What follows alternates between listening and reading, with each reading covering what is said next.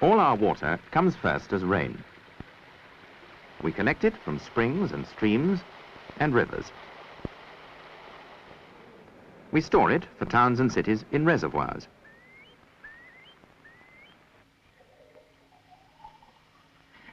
Tap water is quite harmless, but it isn't chemically pure. Boil it away, and something remains. Inorganic salts, and some of these make water hard.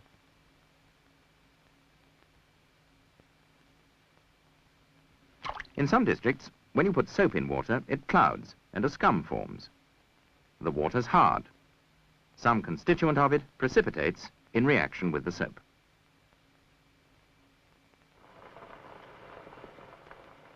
When hard water is boiled, again, the dissolved salts precipitate, but this time as fur or scale. You find this scale inside a kettle.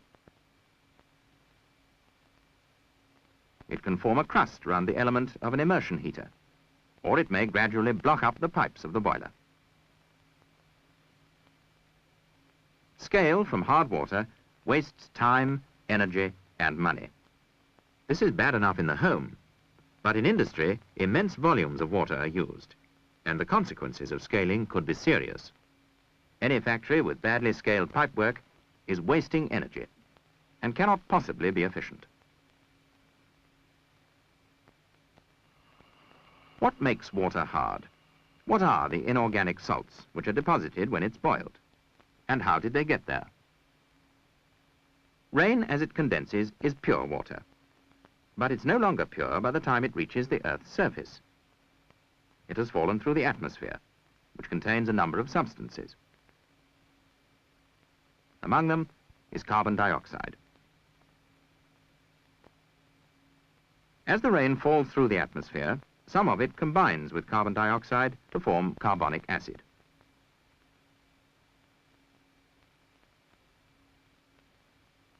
The H2O then combines with CO2, forming H2CO3. And thus the rain, falling to Earth, is a dilute acid. So far, carbonic acid has been symbolized as a bonded molecule, but in solution it exists in the ionized form.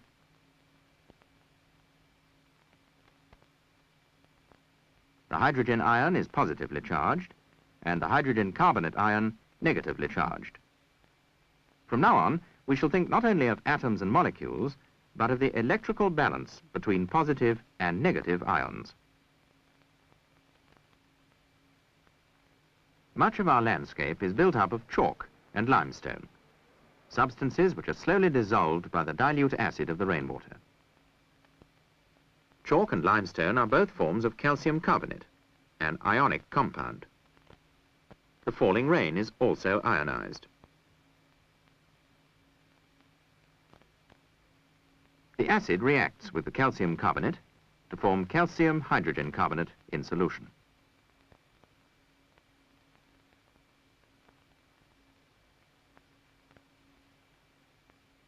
The separate positive hydrogen ion from the rainwater unites with the negative carbonate ion from the limestone. Two negatively charged hydrogen carbonate ions are produced and are balanced by the double positive charge of the calcium ion. The calcium carbonate, converted to calcium hydrogen carbonate, is taken into solution in the rainwater. So the water, running off chalk and limestone formations, contains dissolved calcium compounds. It's hard water.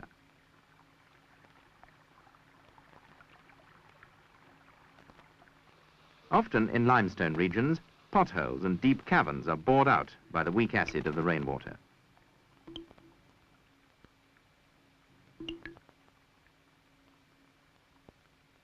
Many limestone hills are networked with subterranean caves and galleries, dug out by the slow dissolution of the rock over millions of years. The seeping water is saturated with calcium hydrogen carbonate. In places where the water evaporates, the calcium carbonate is precipitated, forming stalactites, and below them, stalagmites.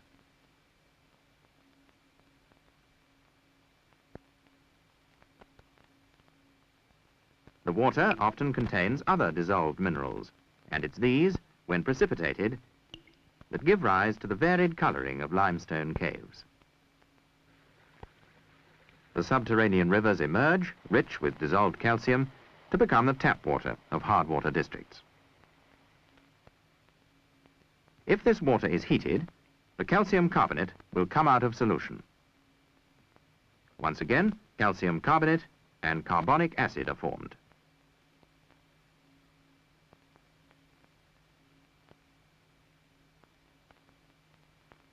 An ion of hydrogen separates, becoming again the positive ion of carbonic acid. The remaining calcium carbonate builds up a scale.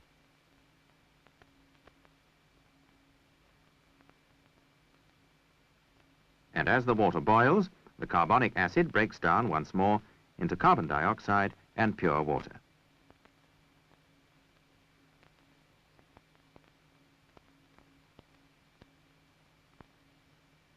The carbon dioxide is given off as a gas, and the water as steam. The scale is basically the same substance as the stalagmite in the cave.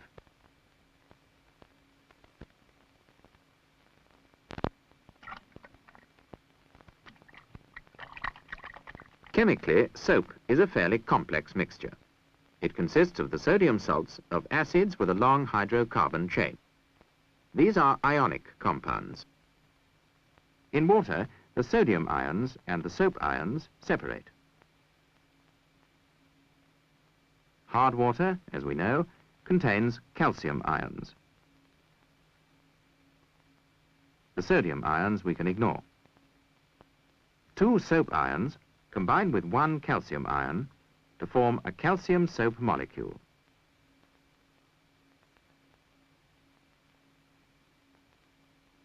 These molecules of calcium soap coagulate to form the scum in hard water. The calcium, taken into solution somewhere in limestone hills or a chalk basin, is precipitated in a domestic bathroom many miles away.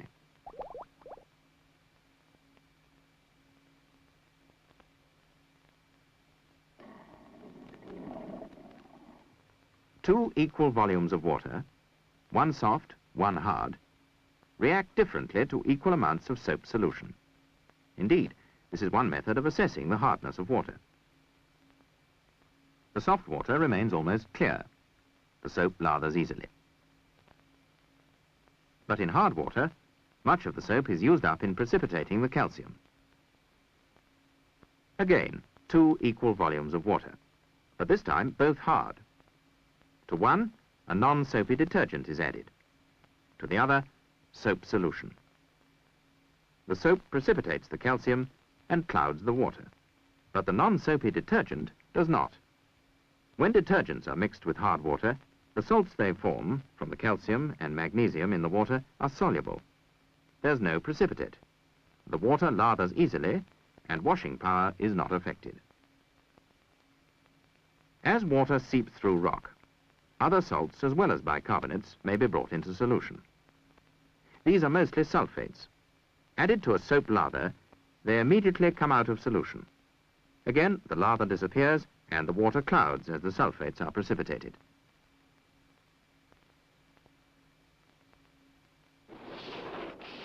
In industry, continuous softening of enormous quantities of water is essential.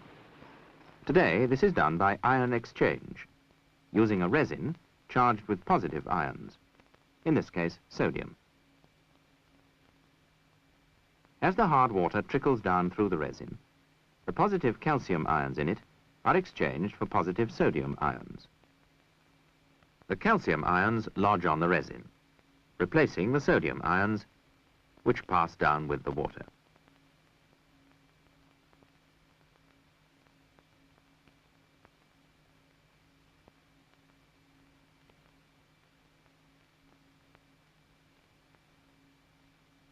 The electrical balance is preserved, but the unwanted calcium has been removed from the water and retained in the column.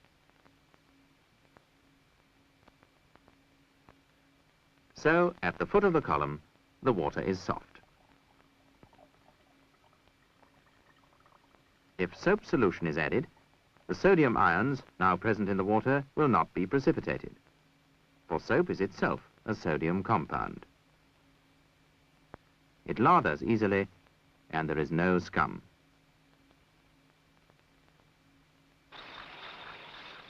Sometimes there's a demand in industry for water with no ions at all, and the same principle of ion exchange is used to get rid of all the ions, whether positive or negative. For this, a column is used with two types of resin mixed together. One resin is negatively charged and is balanced by positive hydrogen ions. The other resin carries a positive charge, balanced by negative hydroxyl ions. The positive ions in the water, like calcium, are exchanged, this time for hydrogen ions.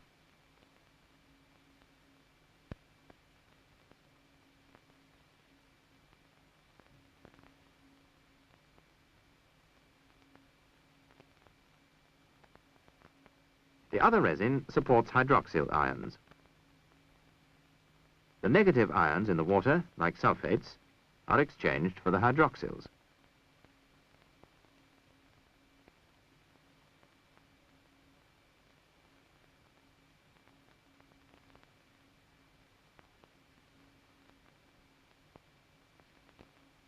Thus, both positive and negative ions are simultaneously exchanged as the water passes through the mixed resins.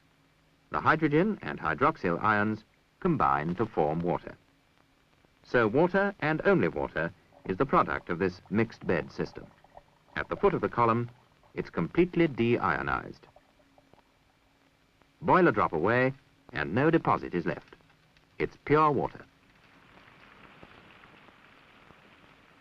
All our water, then, originates as rain, which collects carbon dioxide from the atmosphere to make carbonic acid. This weak carbonic acid dissolves the calcium in chalk and limestone regions. Water from limestone and chalk regions is full of dissolved calcium and other mineral salts. The calcium carbonate reacts with soap to form scum. But hard water does not affect non-soapy detergents, as the acid salts produced are soluble and do not precipitate. When hard water is boiled, the calcium precipitates, building up as scale. To soften water, calcium and other positive ions are replaced by sodium ions. With a mixed bed system, all ions, positive and negative, are exchanged for hydrogen and hydroxyl ions. This produces water with no ions at all.